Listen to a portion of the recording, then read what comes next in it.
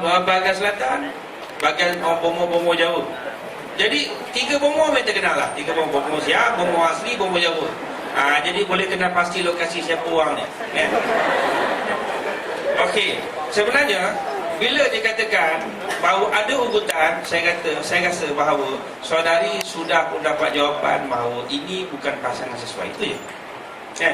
Bukan pasangan sesuai. Apa ada dengan ugutan? Satu. Dan ugutan itu telah berlaku atau tidak? Dan yang ketiga, get love dengan dia lah. Ramai lagi ada ustaz dah pun ada, susah. Okey, cukup sekali tu. Okey, soalan 6 je tengok. 7. Okey. Sekarang saya sedang bercinta dengan seorang wanita tapi jumpa yang lebih baik. Jadi apa patut saya buat? Berpisah? Kalau berpisah bagaimana caranya? InsyaAllah. Ustaz yang mana nak jawab? Ustaz muda, Ustaz Isra, insyaAllah. Okey, bismillahirrahmanirrahim. Soalan tak pernah faham. Adalah takut saya akan jumpa. Okey. Dia ni katakan proses tadi. Macam saya dah sebut. Proses kita kena faham. Jangan kita faham bertunang tadi. Dalam keadaan tunang, sebab tu kata Nabi tak bagi kita buat dalam bentuk yang bermewah tunang. Tunang ni kalau nak ikut status sebenar, bila mana saya telefon, Assalamualaikum Bibah. Bibah, you like to marry me? Contoh. Bukan Bibah ni belah Afrika Selatan. Tak mahu Afrika Selatan, belah Eropah. Lagi janji betul Bang. Contoh, bila saya kata would you marry me, bila dia katakan ya, itu dah dikira tunang sebenarnya. Tak ada siapa boleh kacaukan. Aku punggai kasi Bibah ni. Sebab apa dah dikira tunang? Sebab tu itu yang patut kalau ikut pada syariat itu. Cuma pada adat yang kita pi keluarga bawa cincin, ladang pak malau, ladang duduk depan rumah tu, duduk kantor tu. Kita yang menyusahkan sebenarnya. Sebab proses dia sebenarnya senang. Bila dalam proses kita berkenalan, bila dia setuju jadi isteri kita pergi di rumah dia. Ini saya jawab tu lah soalan yang 10 tadi. Macam mana nak ambil mak ayah. Proses dia, kita jangan melangkau mak ayah. Ustazah Fatimah pun cakap semalam. Saya terang saya kata, kalau sahabat saya tanya macam mana proses nak kahwin muda. Saya tanya, yang paling awal, pastikan dapatkan hati mak ayah terlebih dahulu. Pastikan dapat. Mak ayah kita, mak ayah dia. Saya 6 bulan sebelum saya kahwin, saya pastikan saya tak memang saya belajar benar pun saya tak pernah minta duit ke mak ayah. Saya pula bagi. Tiap bulan saya telefon, apa ada duit lagi? Tak ada ni, Isra baru masuk 50. Banyak sikit itu bukan persoalan, yang penting kita bagi. 6 bulan sebelum kahwin, saya dah setiap pagi saya bangun pagi, kadang-kadang saya pergi market beli makanan untuk rumah. Beli makanan, kadang-kadang saya masak. Tunjuk kat kita kalau kita itu ada keinginan nak berkahwin. Ni bangun pagi pun kadang-kadang pukul 2 petang buka mandi haram tak kalau nak makan. Mandi tak lagi ni mak tu cik ni primi nak nikah, kalau saya jadi mak pun seperangkuk dengan tudung saji tu. Keinginan tu tak ada dalam keadaan macam mana Allahu Rabbi. Maka saya tunjuk kalau nak kahwin muda, pastikan tunjuk pada keluarga. Bila mana kita nampak proses nak putus ke dia, dia tak sesuai dengan kita, maka minta cara yang elok. Hantar mesej, Assalamualaikum, saya sebenarnya sekian, saya dah jumpa orang yang lebih baik, jadi saya minta undur diri dan sebagainya. Kita susul layak, apa lagi teror, lautan api sanggup ruku renangi dah, padahal RSM depan tu harap takut lepas tangan dah.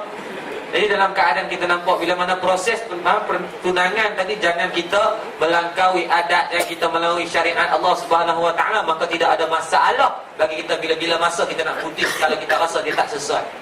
Macam nak tahu sesuai tak sesuai, kita boleh bezalah. Kalau sebelum ni kita dalam ibadah kita dengan Allah Subhanahu Wa Taala, kita rasa yakni takharruk kita ini selalu erat dengan Allah, tapi selepas jumpa dengan dia dalam keadaan ibadah kita jadi masalah, semayang kita mula tak khusyuk, mula Quran kita tinggal, maka ini yang dikatakan bukan jodoh bagi kita, bagi saya. Okey, sekadar itu, terima kasih. Terima kasih Ustaz. Seterusnya soalan nombor 10. 13 13. Assalamualaikum Ustaz, mengenai pegawai kadet di UPNM dilarang kahwin, tapi mereka takut. Okey, nasihat Ustaz untuk melakukan nikah khitbah tetapi tidak dibenarkan. Ustaz, mana tu? Okey, saya suka soalan ni. Jawapannya memang tak boleh Azam. Sebab apa? Hadis Nabi telah menyatakan begitu jelas 3 tanda-tanda munafik. 1, bila bercakap dia berbohong, bila berjanji dia mungkiri, bila dia amanah dia abai. Orang kita telah berjanji masa masuk dulu. Adakah kamu dari seorang munafik? kamu berjanji, kamu ambil duit sebagai satu gaji daripada cukai-cukai rakyat. Kemudian pula kamu diarahkan untuk belajar, untuk jadi pegawai tentera dengan duit cukai-cukai rakyat. Kemudian dalam masa yang sama kamu nak menggunakan cukai-cukai yang dibayar oleh saya sendiri, orang lain semua untuk menjaga keluarga, sambil kamu melupakan tentang janji kamu mula-mula masa. Ini dikatakan, adakah kamu nak jadi suami yang munafik? Kalau dalam perjanjian pun kamu munafik, kamu mungkin dalam perkahwinan pun kamu munafik juga. Suatu dikatakan bahawa kamu memang tak boleh kahwin. Ini perjanjian. Ini bukan benda-benda lain, ini perjanjian. Saya tak kisah kalau apa ni kedek palapis ke atau awam, saya tak kisah sebab dia tak ada perjanjian. Tapi kamu terikat dengan perjanjian. Maka perjanjian ini kamu sign dalam keadaan kamu tersenyum. Maka dalam keadaan kamu tersenyum juga kamu kena faham bahawa ini satu yang telah dinyatakan. Sifat para Nabi ialah siddiq, amanah, tabligh, fatanah. Siddiq itu benar, ya. Bila siddiq itu benar, mana berkata benar lah. Kamu sudah bukan cap jari satu, tapi 10 cap jari telah kamu cop. Tanda sungguh-sungguh sangat sampai 10. Orang kata cap jari satu, tak, kamu 10, sungguh-sungguh sangat. Tapi bila dah ada berlaku, saya tak sungguh-sungguh sebenarnya, saya dipaksa. Jadi, adakah tentera mengharamkan kamu berkahwin? Tidak. Cuma kami melewatkan kamu berkahwin. Sebab kamu terikat dengan undang-undang saja. Lepas habis daripada tempoh tersebut, kamu kahwin lah. Tak ada masalah. Biasanya alasan mengatakan, Ustaz saya kena kahwin sebab saya tak boleh tahan fitnah. Saya tak boleh tahan zina mata. Ini alasan yang standard lah kan. Saya tak boleh zina mata, Ustaz. Allah, astagfirullah. Lepas tu pula, Ustaz saya dah kahwin tapi saya tak boleh tahan zina mata yang kedua. Astagfirullah.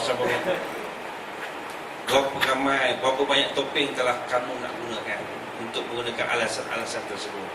Sebab tu seorang pegawai kedai, dia mesti pegang janji. Seorang suami pun seorang yang pegang janji. Adakah golongan wanita bersedia nak dapat suami munafik? Tengok, saya tak bagi jawapan. Itu sekadar tu. Terima kasih Ustaz atas jawapan. Okey, ni soalan yang terakhir insyaAllah. Sebab ada yang sungguh-sungguh nak tahu ni, kita pun insyaAllah dapat ilmu baru.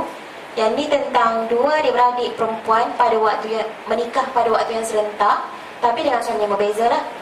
So, adakah ini adat ataupun ada dalam ajaran Islam? Dan lagi satu tentang, ada yang bertanya tentang macam mana nak tahu jodoh kita. Adakah dengan kita tengok dia berdebar-debar atau rasa macam tiba rasa ketak-utut, macam tu. So, macam mana Ustaz? Macam Okey, untuk ni soalan tambahan ni. Okey, mengenai soalan ni bila dia kata bila adik-beradik itu dikahwinkan sekali, ada yang adat kata tak elok.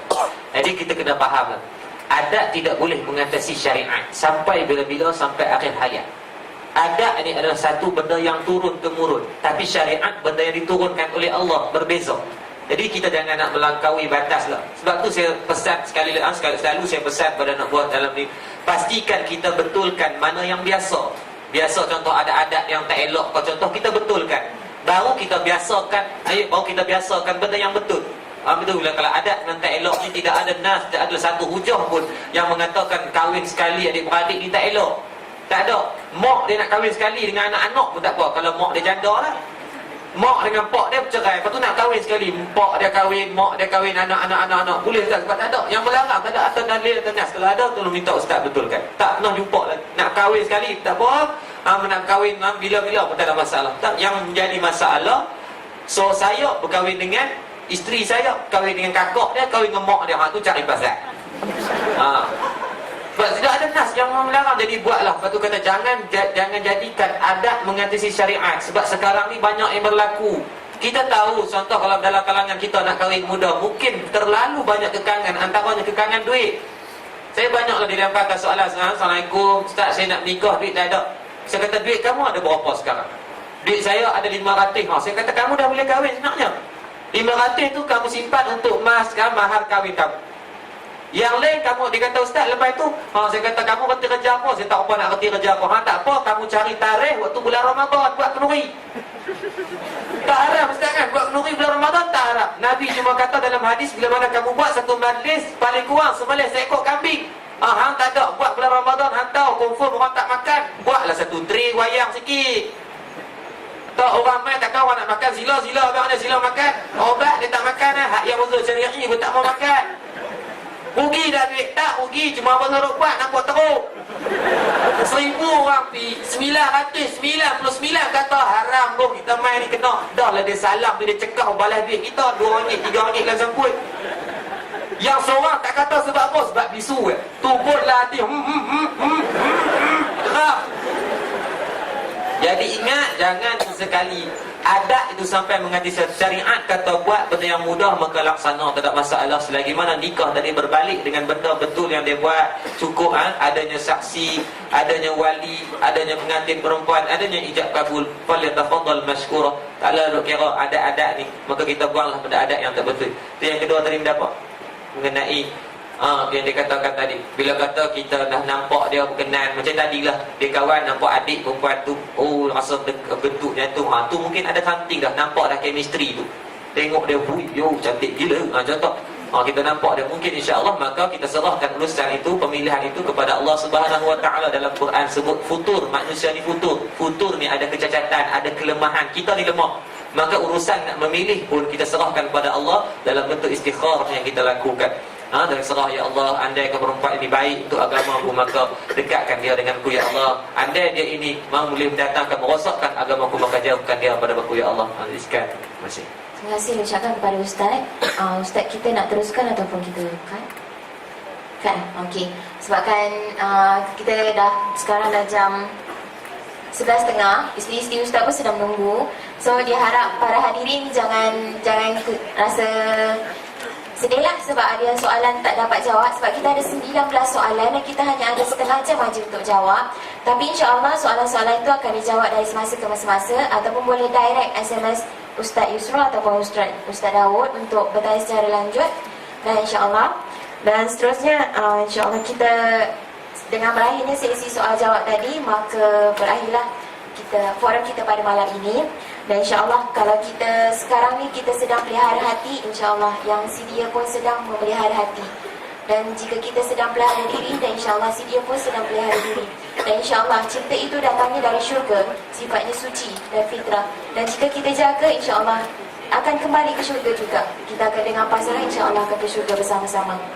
Okey, hanya sekadar itu saja. Mohon maaf segalanya yang salah dan silap itu datangnya daripada Allah, dan yang silap itu bersabit juga dengan kesalahan kami. Dan berakhir di situ sajalah forum kita pada hari ini. Dan para hadirin diminta untuk hadir esok. Kita akan adakan maraton ilmu yang kedua tentang hijrah akhlak, hijrah cinta, hijrah aurat. InsyaAllah kita akan berbicara tentang hijrah. Okey, seterusnya saya serahkan pada saudari pengurusi majlis. Assalamualaikum warahmatullahi wabarakatuh.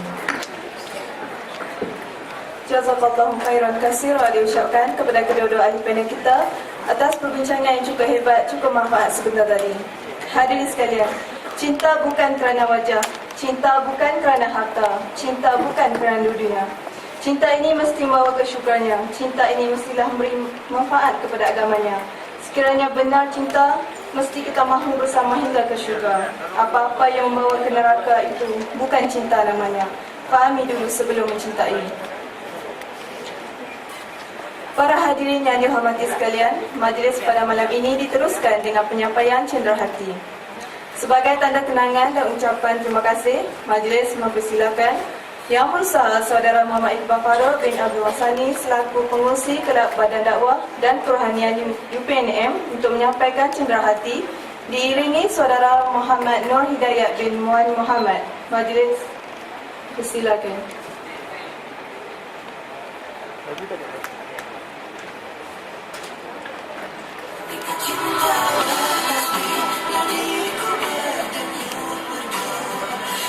Majlis mempersilakan meja Ustaz Haji Daud bin Haji Muhammad Saleh selaku ahli panel pertama untuk menerima cenderahati.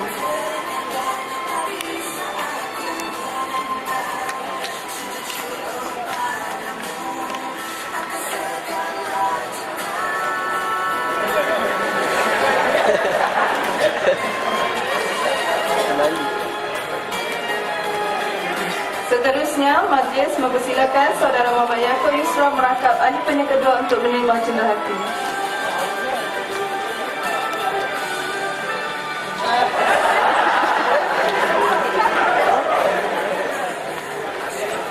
ini diucapkan kepada saudara Muhammad Iqbal Faruk bin Abdul Wasani.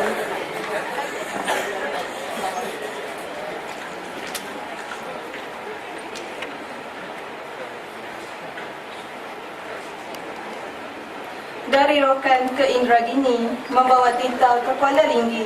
Baliklah Tuan, rehatkan diri, esok kita bersua lagi. Dengan berakhirnya penyampaian cedera itu tadi, maka berakhirlah majlis kita pada malam ini. Majlis kini diakhiri.